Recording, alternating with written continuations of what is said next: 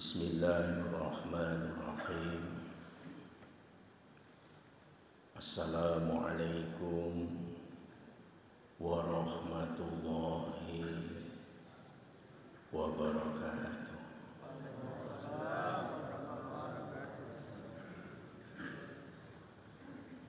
Alhamdulillahi wa kafa.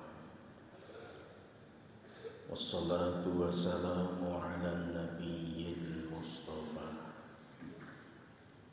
wa ala alihi wa ahli sidqi wal wafa. Amma ba'd. Segenap pengurus takmir masjid beserta seluruh jamaah sholat subuh yang selalu dimuliakan Allah Subhanahu wa ta'ala. Nikmat itu diibaratkan seperti binatang liar. Kalau tidak diikat, dia mudah pergi dari kehidupan kita. Tetapi kalau diikat, nikmat itu tetap membersamai kita. Nikmat itu akan berkembang biak untuk kita. Dan tidak ada temali yang kuat untuk mengikat nikmat kecuali talinya adalah dengan mensyukurinya. Ketika nikmat itu diikat dengan syukur, maka nikmat itu aman bersama dengan kita. Bahkan dia akan berkembang biak karena akan ditambah-tambah oleh sang pemberi nikmat. Pemahaman ini kita dapatkan dari ayat la in syakartum la azidannakum. Jika kamu bersyukur, niscaya Allah menambah nikmat itu. Oleh karena itu, mari kita tampakkan syukur kita dalam bentuk lisan kita dengan mengucapkan hamdalah. Alhamdulillahirabbil alamin. Seiring dengan itu, salam dan sholawat atas junjungan kita Nabi besar Muhammad Rasulullah Sallallahu Alaihi Wasallam. Bersolawat itu bukan ibadah murahan, bukan ibadah ecek-ecek, tapi dia ibadah elit, ibadah prestisius. Elitnya ibadah ini, kalau orang berdoa tidak ada sholawat dalam doanya, maka doanya ditolak. Ketika seorang berkhutbah dan ternyata di dalam khutbahnya sang khatib lupa bersolawat,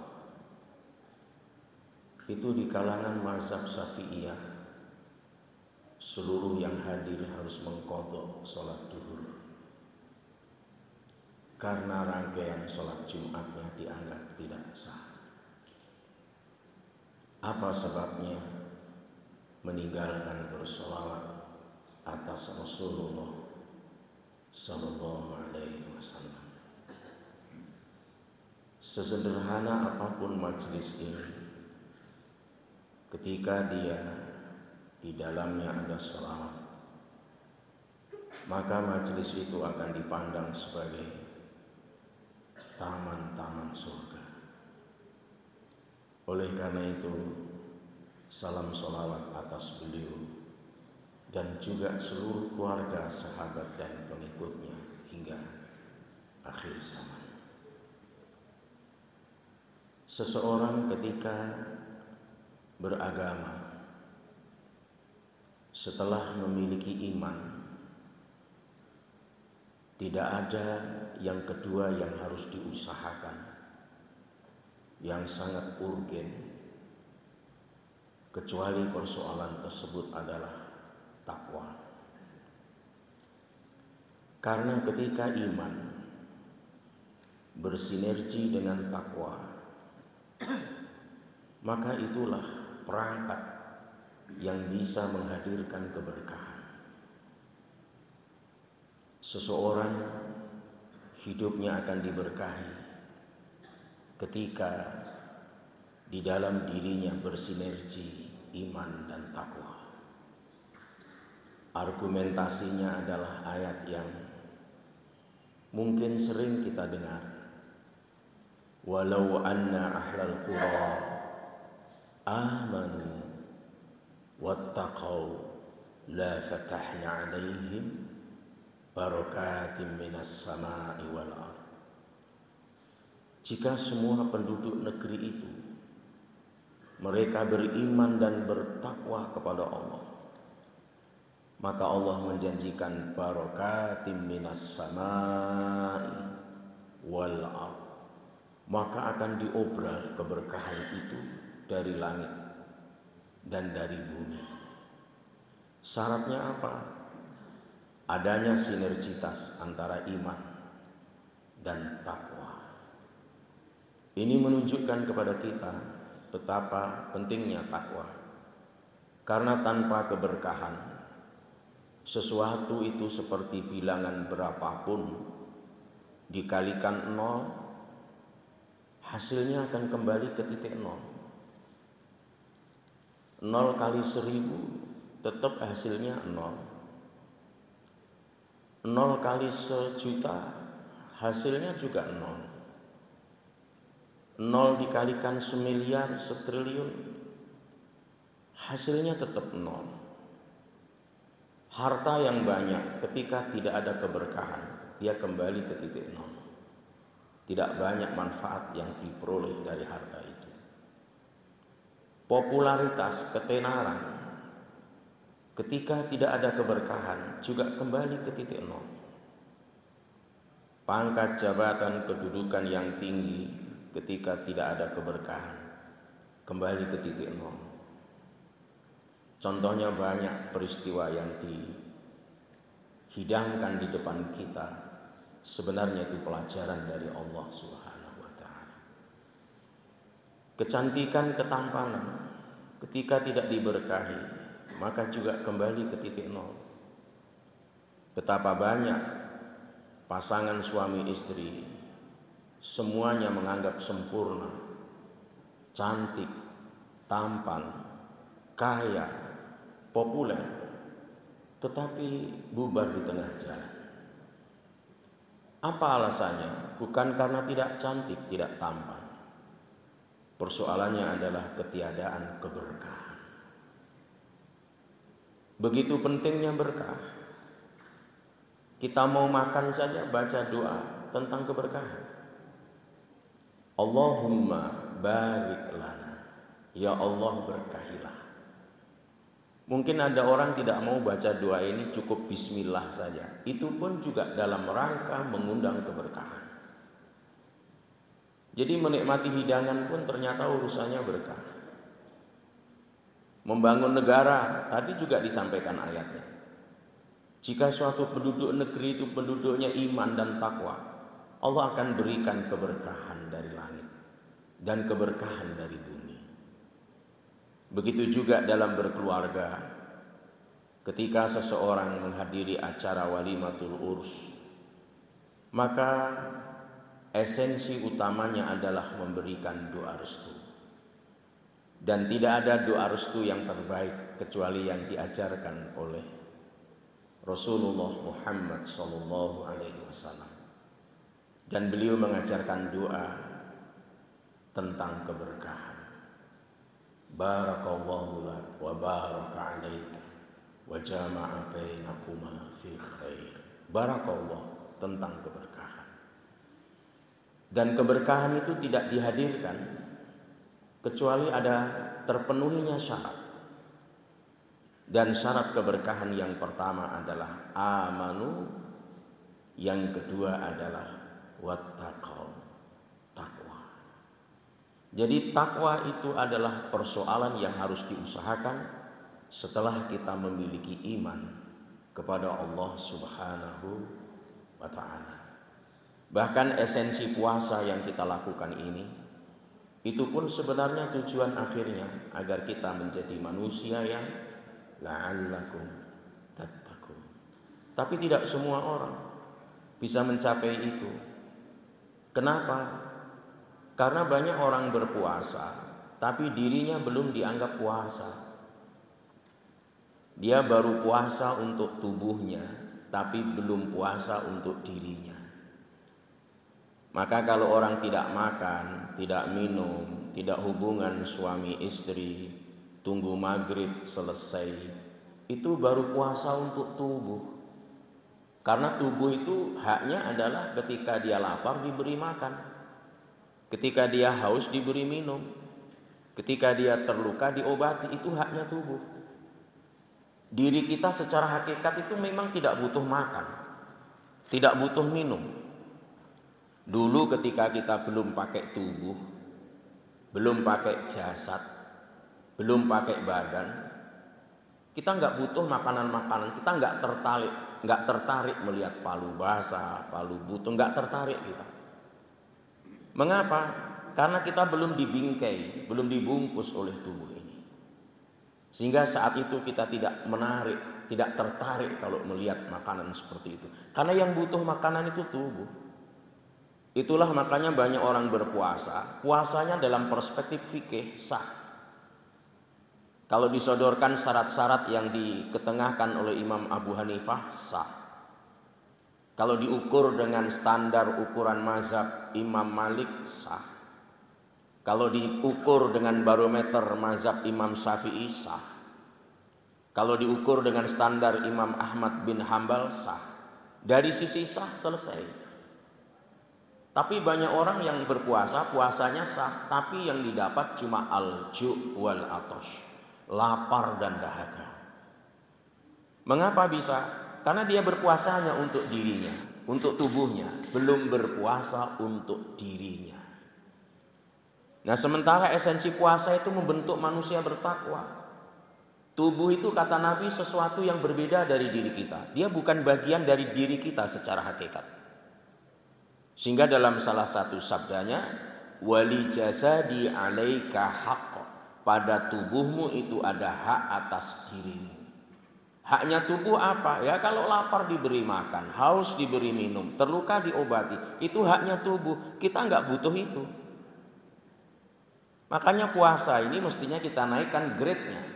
Karena puasa ini esensinya mengantarkan kita menjadi manusia unggulan, manusia berkualitas, manusia handal, yang manusia itu gelarannya adalah takwa.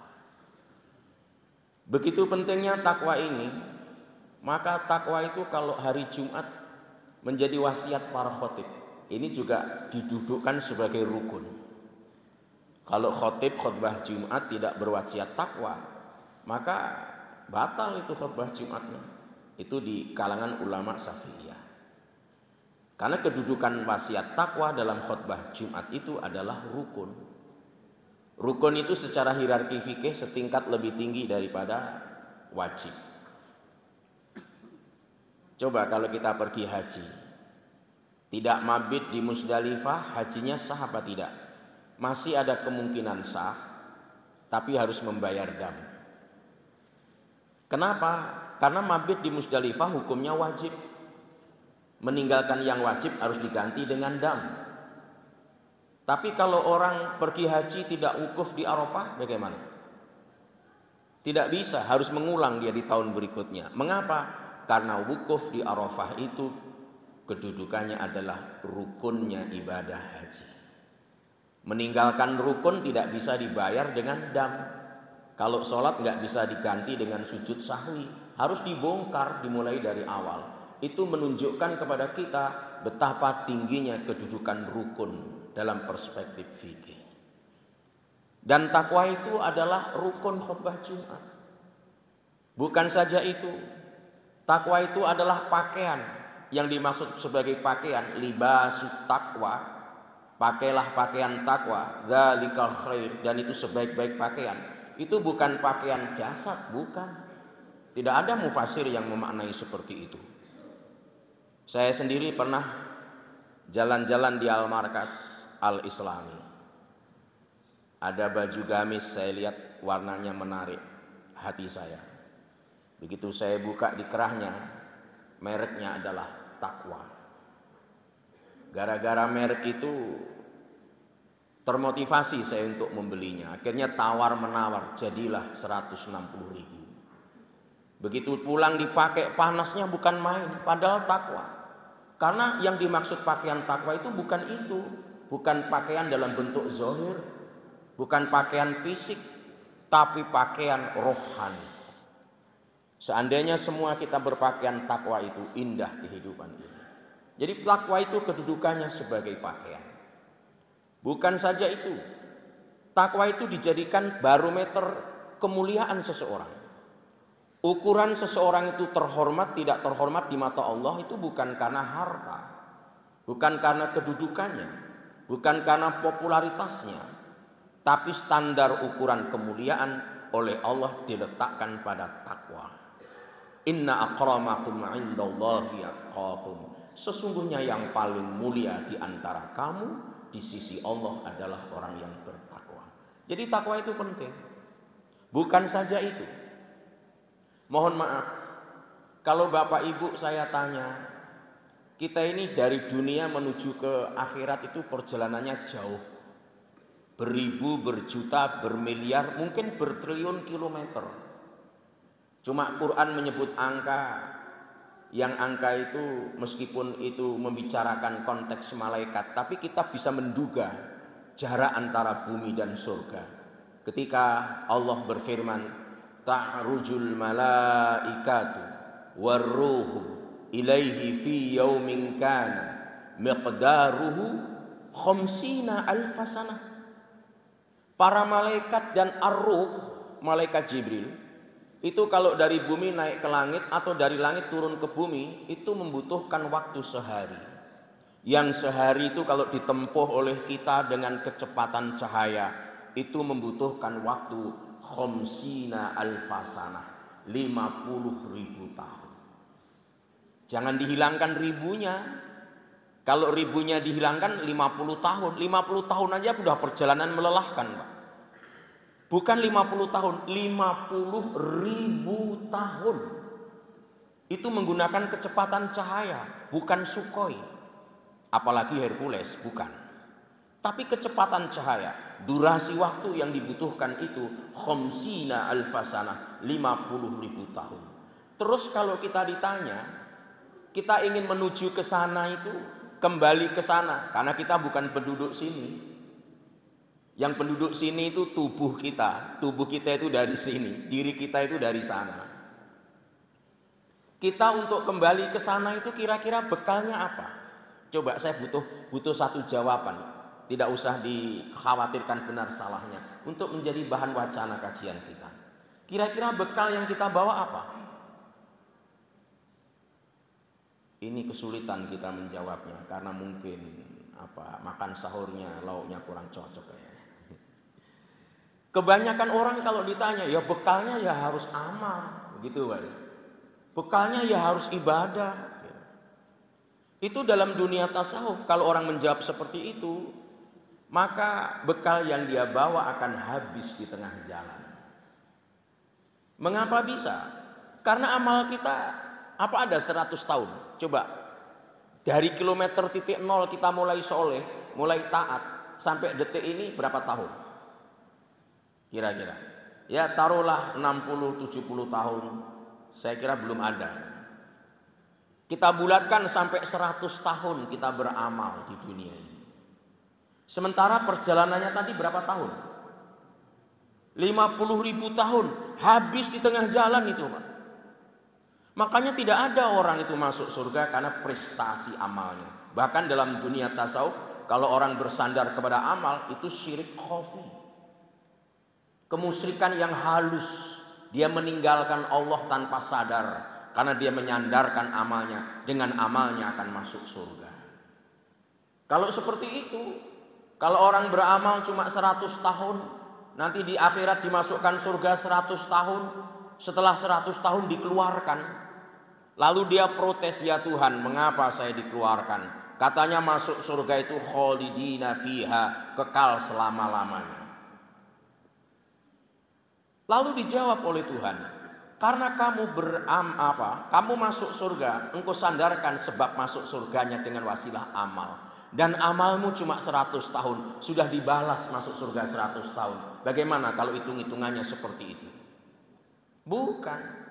Makanya orang-orang rohanian Islam itu ketika ditanya, apa bekal kita ke sana? Secara konsep normatif, bekal yang mestinya kita persiapkan, meskipun dalam teks itu berbicara dalam konteks haji adalah wa tazawwadu fa inna khairaz zadi taqwa. Berbekalah, dan sebaik-baik bekal itu adalah takwa kepada Allah Subhanahu wa ta'ala. Takwa kalau kita kembalikan ke para alim ulama, bahkan kepada para sahabat, itu saya catat di beragam tentang takwa. Kalau dibahas tentang itu, kita tidak akan sampai ke trilogi takwanya. Karena takwa dalam perspektifnya Ubay bin Ka'ab beda dengan Umar, beda dengan Imam Nawawi, beda dengan Ibnu Athaillah Asy-Syakandari. Beda-beda deskripsinya. Namun demikian, meskipun dalam perspektif ini masih global, awalnya ini orang membuat hipotesa, kok takwa ini setelah dikumpulkan ayat-ayatnya maupun ciri-ciri yang menggambarkan tentang takwa itu adalah sangat ada korelasinya dengan sebuah kecerdasan di dunia pendidikan. Itulah makanya takwa itu juga dimaknai sebagai puncak kesempurnaan kecerdasan. Karena ini ada tanya jawabnya, maka saya akan segera persingkat tentang ini. Kita lihat, ketika Quran berbicara takwa, sebagai ciri-ciri yang ditengahkan oleh Al-Quran, itu kita menemukan 3 tempat di dalam Quran, yang di 3 tempat itu berbicara takwa, tapi dalam dimensi yang berbeda. Itulah makanya tri itu 3, trilogi itu ilmu, takwa sebenarnya maksudnya adalah takwa dalam 3 dimensi.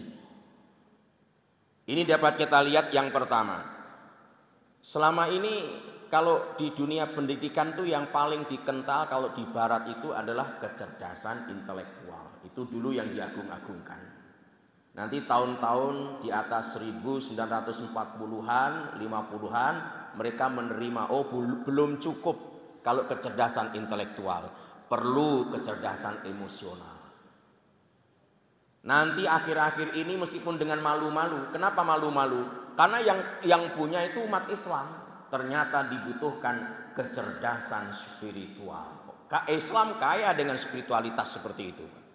Meskipun mereka agak malu-malu, kayaknya agak mau menolak. Kenapa? Karena dilihat sumbernya kok dari Islam. Mereka nggak mau kayaknya. Tapi mau di apa? Ternyata mereka mengakui sedikit demi sedikit di kalangan intelektualitasnya betapa kita butuh kecerdasan spiritual.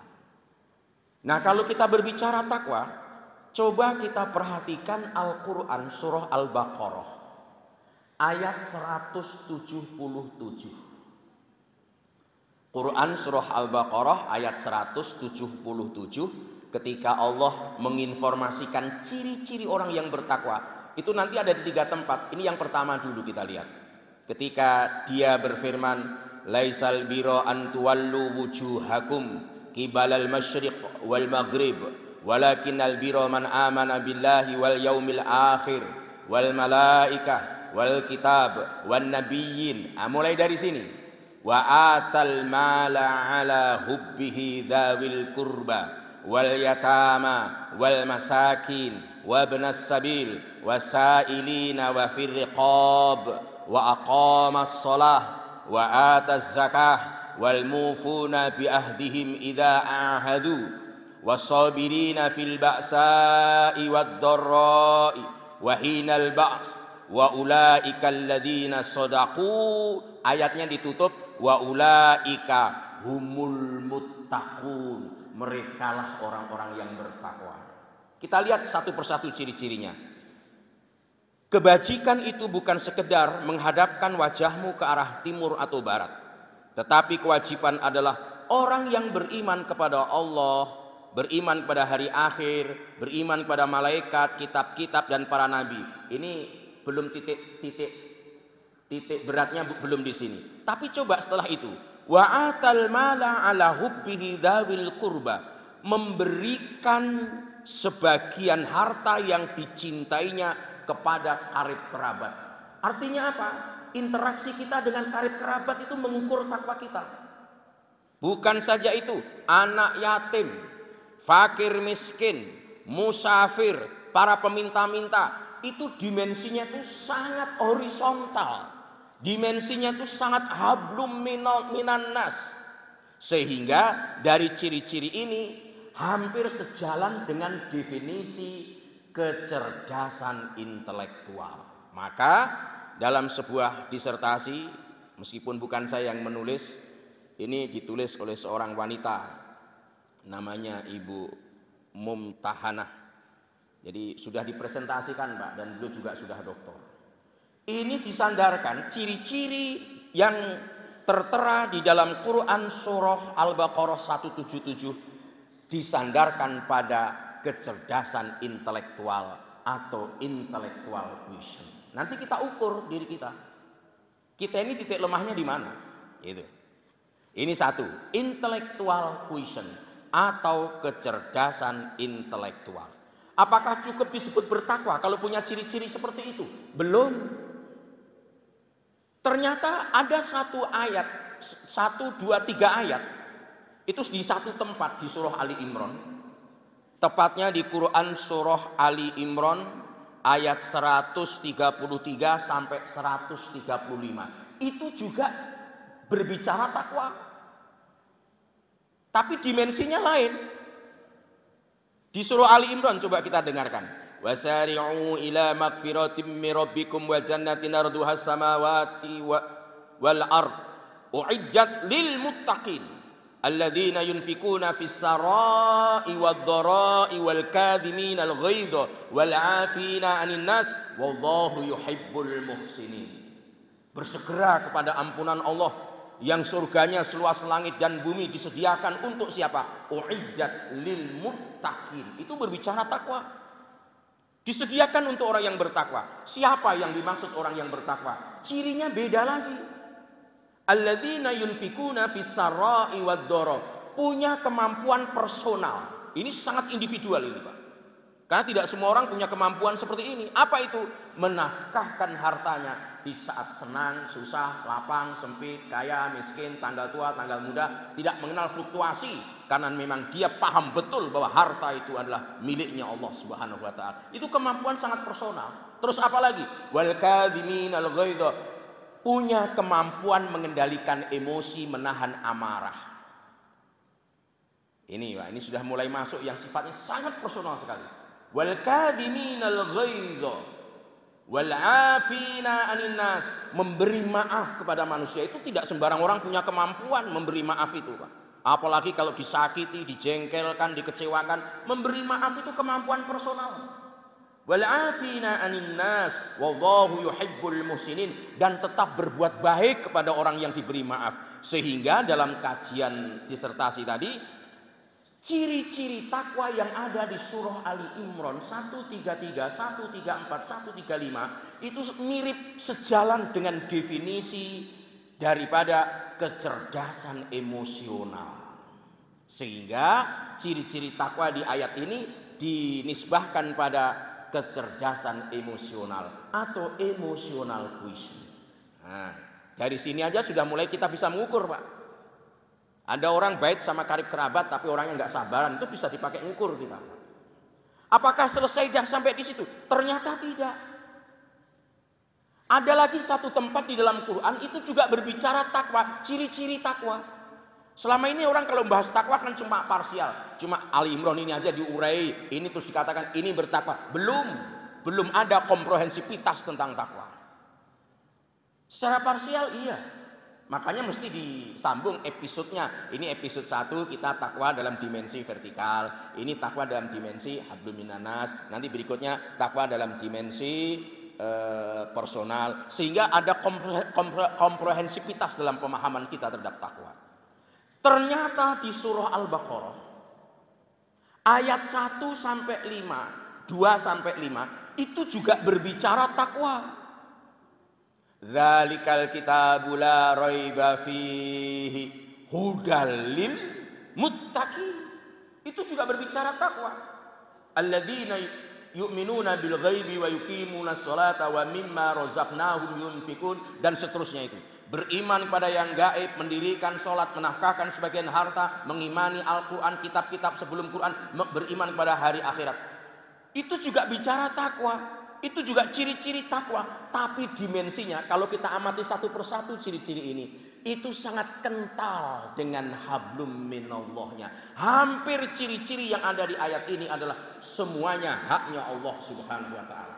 Sehingga dimaknai takwa dalam dimensi vertikal, yang dalam dunia pendidikan dinisbahkan pada kecerdasan spiritual. Spiritual quotient. Jadi kalau kita bicara takwa, ini spiritual. Jadi ini kan intellectual quotient. Ini apa tadi? Emotional quotient. Yang ini adalah spiritual quotient. Sekarang kita lihat. Kita ambil sampel saja. Ini berbuat baik pada karib kerabat. Ini menahan marah. Ini sholat. Ada nggak orang yang rajin sholatnya, tapi tidak punya kemampuan mengendalikan emosinya?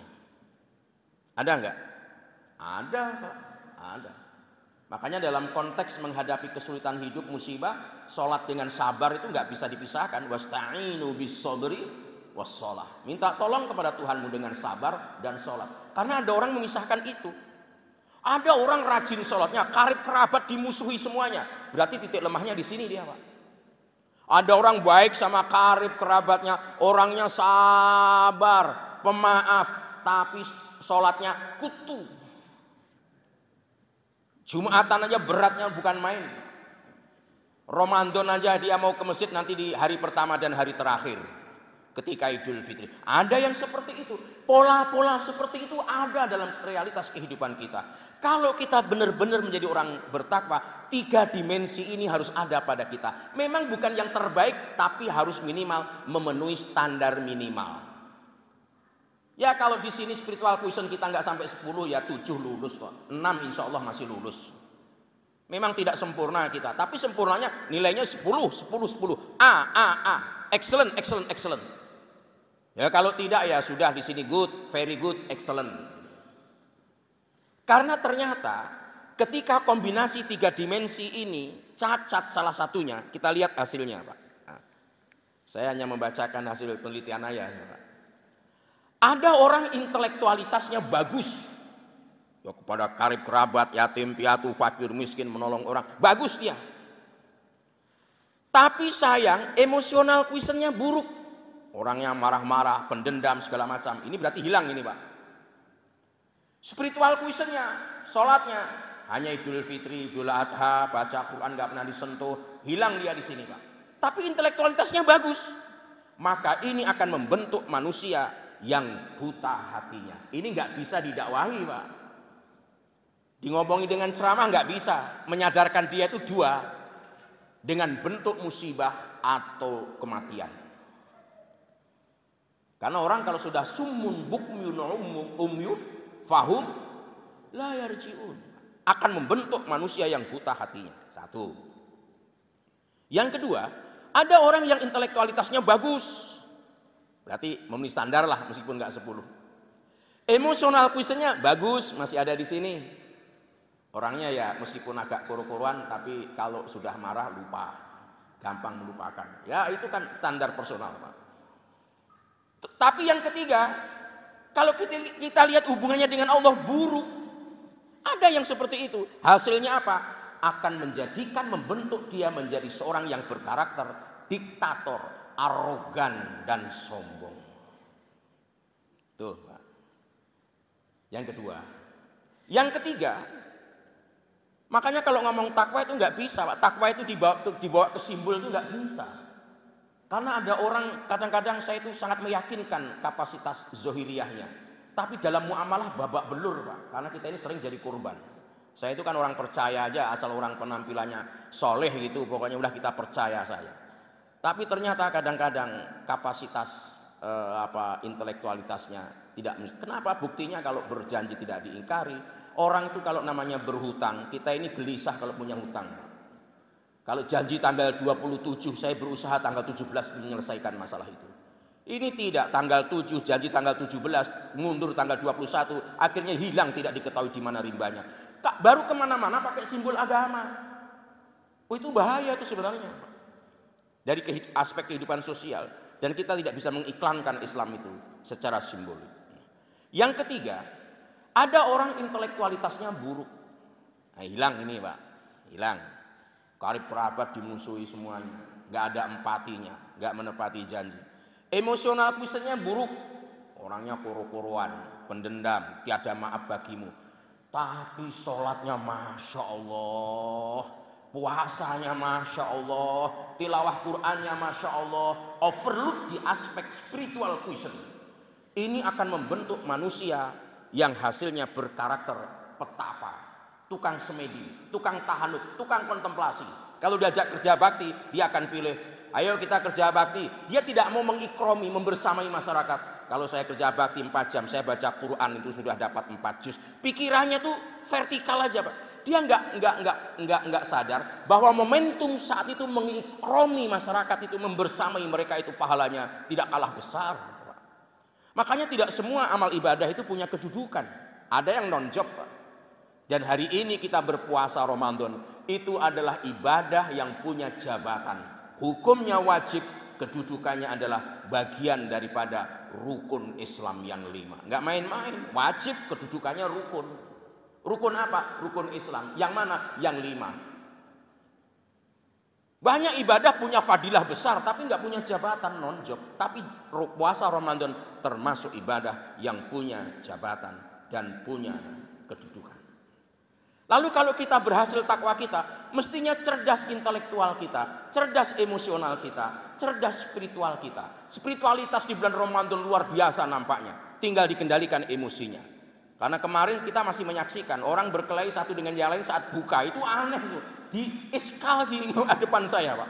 Kok berkelahi masalah ini bulan-bulan Ramadan, bagaimana bisa? Ini bagaimana caranya ini? Kenapa? Karena puasanya puasa syariat, belum sampai ke puasa hakikat, apalagi ma'rifat. Kalau Al-Ghazali bilang, saumul am, baru puasa umum, baru puasa untuk tubuhnya, tapi dirinya belum diajak berpuasa.